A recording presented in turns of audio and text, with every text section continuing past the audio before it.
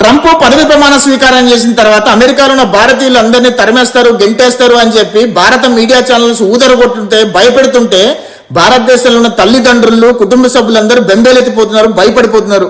వాస్తవం ఏంటంటే జనవరి 20వ తారీఖు ట్రంప్ పదవి ప్రమాణ స్వీకారం చేసిన తర్వాత ఇల్లీగల్ ఇమిగ్రెంట్స్ ఎక్కడైతే ఉన్నారో వాళ్ళందరినీ ఏరివేసే కార్యక్రమానికి శ్రీకారం చుట్టారు. మొట్టమొదటిగా షికాగో రాష్ట్రంలో ఉన్న ఇల్లీగల్ ఇమిగ్రెంట్స్ ని ఏరివేసేటట్టుగా అక్కడ నుంచి ఆయన రంగం సిద్ధం చేసి అక్కడ నుంచి ఇల్లీగల్ ఇమిగ్రెంట్స్ అందరినీ కూడా అమెరికా మొత్తంలో ఎక్కడైతే ఇల్లీగల్ ఇమిగ్రెంట్స్ ఉన్నారో వాళ్ళందరినీ తరిమేసే ప్రయత్నం చేస్తారు. ట్రంప్ ఎక్కడా కూడా లీగల్ ఇమిగ్రెంట్స్ కి వ్యతిరేకం కాదు.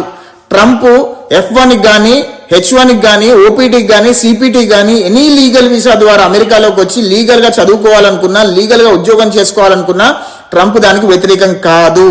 ట్రంప్ ఓన్లీ ఇల్లీగల్ ఇమిగ్రెంట్స్ కి, ఇల్లీగల్ గా ఉద్యోగం చేసుకునే వాళ్ళకు మాత్రమే వ్యతిరేకంగా ఉన్నాడనే విషయం దయచేసి గమనించండి.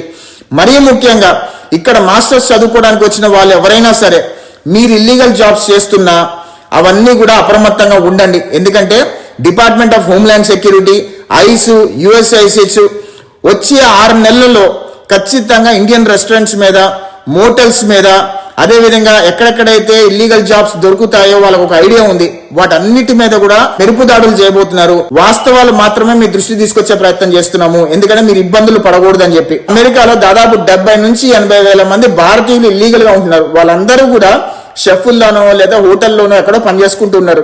ఎవరెవరైతే ఇల్లీగల్ గా ఇక్కడ పనులు చేసుకుంటున్నారో వాళ్ళందరూ కూడా వాలంటీర్ గా కంట్రీ వదిలేసి వెళ్ళిపోతే వాళ్ళకు కూడా మంచిది. USIS, DHS మెరుపు దాడుల్లో కనుక దొరికిపోయారంటే కనుక వాళ్ళ పాస్పోర్ట్ల మీద రెడ్ స్టాంప్ వేసి పంపించేస్తారు, డిపోర్ట్ చేస్తారు. తద్వారా వాళ్ళు ఎప్పుడు కూడా ఏ దేశానికి వెళ్ళాలన్నా సరే వాళ్ళు వీసాలు ఇవ్వరనే విషయం దయచేసి గమనించండి.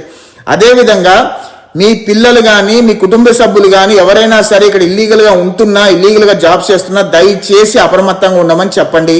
లీగల్ ఇమిగ్రెంట్స్ కి ఇక్కడ ఎటువంటి ఇబ్బందులు ఉండవు.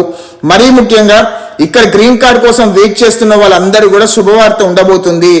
ట్రంప్ 2019 కట్ ఆఫ్ డేట్ తీసుకొని ఇక్కడ 2019 వరకు ఎవరైతే గ్రీన్ కార్డులు అప్లై చేసుకున్నారో వాళ్ళందరినీ కూడా న్యూట్రలైజ్ చేసే ఒక ఆలోచనలో ట్రంప్ గవర్నమెంట్ ఉంది. ఆ ఆలోచన విధానంగానే వాళ్ళు ఆలోచిస్తున్నారు.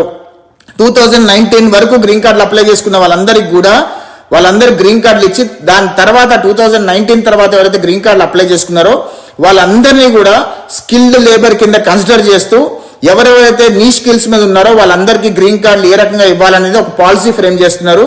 ఆ న్యూస్ కూడా వచ్చే వీడియోలో నేను చెప్పే ప్రయత్నం చేస్తాను. దయచేసి మన వాళ్ళందరూ కూడా అప్రమత్తంగా ఉండండి. జై హింద్.